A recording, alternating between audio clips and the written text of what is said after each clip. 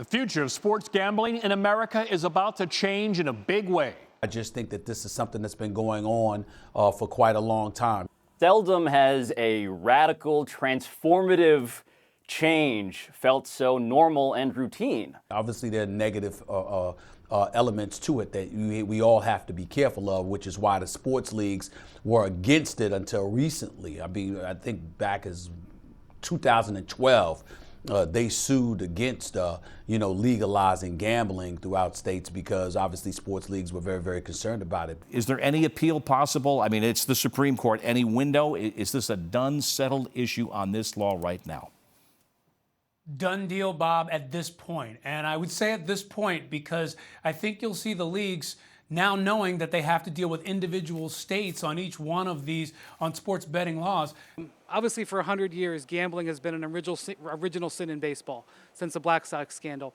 One of the biggest scandals the NBA has ever dealt with was their scandal with Tim Donaghy, the referee who was getting involved in sports gambling. Yet, for the last 6 months, as we've waited for today's decision from the court, it's been the NBA and Major League Baseball in an odd partnership that they probably never dreamed of, going state to state across the country, Indiana, Kansas, Illinois, New York, and lobbying these state legislatures, not only to go ahead and pass sports gambling, but to give the sports leagues a cut of the action. If the NBA gets a cut, which is a lot of money if they get what they're asking for. Adam Silver is not going to be a first follower on this. He has already said, I want in on gambling. I want a percentage of the take. The way they're going to get that is not through logic and reasoning convincing you or me. The way they're going to get that is by paying lobbyists all over this country to just descend upon state capitals and say, yeah, you need to partner up with the leagues, gambling sites. That's the only way I can see they get it. The NFL's a little behind on this. Where the NBA and Major League Baseball have been out trying to lobby state legislatures and design the laws themselves, the NFL has kind of been sitting back and going, well, this is coming, but we're not entirely sure what to do about it. Maybe they're not in front of this like the NBA and Major League Baseball, but you can't tell me those 32 owners in the NFL, those 32 billionaires have not gotten together, led by our very own, probably Jerry Jones, because they understand they're going to find a way to monetize this. Now, maybe they're slow playing this thing. They're not jumping out in front of it, but they're going to slow play this thing, and they're going to figure it out. I like that this is passed. I'm basically, consenting adults. Of course, there's always a limit to that because if we think that there's enough societal harm from something, for example, certain hardcore drugs, then they're illegal or else severely regulated. And the idea is in gambling, like in alcohol consumption, a small minority of the users are the hardcore addicts that represent a vast majority of the business done.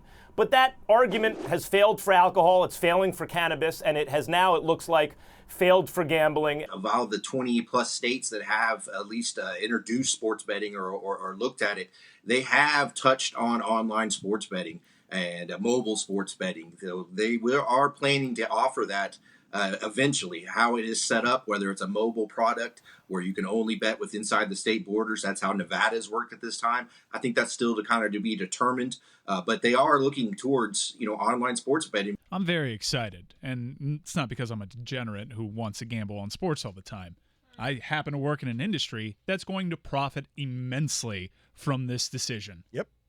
Their money is going to start falling out of the sky now. The league would like to get a cut, a percentage of all the money that comes in. They're calling this an integrity fee, basically, so that they can go spend money to go to greater lengths and to police what's going on. Now, also, that money goes in their pockets. Oh, so, that's it's. I didn't know how that got there. Let me just mention one thing directly, though, a reaction from Mark Cuban on the record. He says the value of most every sports franchise will double at least, Tony. So you're looking at, just look at what we, a few years ago, like the Clippers went for a couple of $1 billion. And then the Dodgers, double at least. How much are these franchises going to be worth? That's a stunning, don't you think that's a... Okay, but Mark Cuban owns a franchise. Okay. So that's why Mark Cuban is saying that. Look, I think this is a good day if you own a franchise. I think it's a good day for making money if you own a league. I think it's a good day if you own ESPN. It's a good thing if you own a mobile phone, right? Because that's where you're going to be able to, in many places, make your bets from.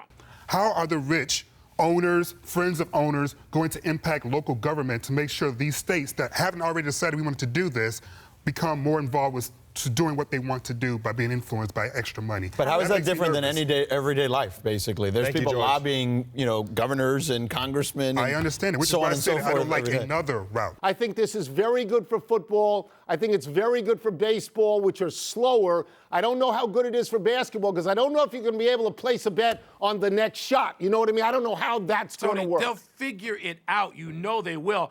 Can't wait to place my first bet.